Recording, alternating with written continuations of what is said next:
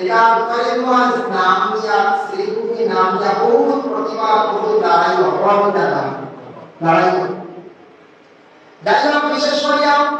একটা শহর নাম করিমগঞ্জ সুপরিচিত এটা বহুত পুরাতন নাম সবাই করিমগঞ্জ বলিয়া নাম জানে আজকে হঠাৎ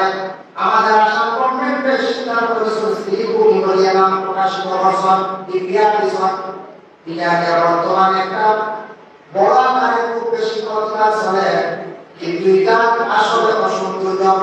একটা জায়গার নাম আছে এই নামটা পরিবর্তন হলে তেমন কোনো লাভ নাই বরং সহজে আমার জানা মতো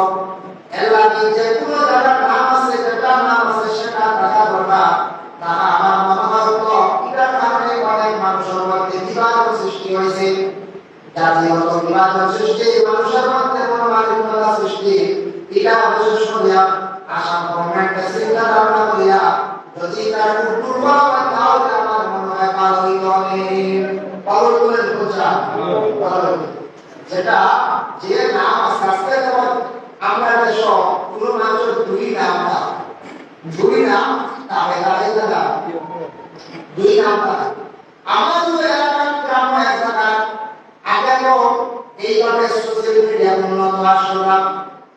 আগে সিটির মাধ্যমে ছেলেরা গেছে ছেলেরা গেছে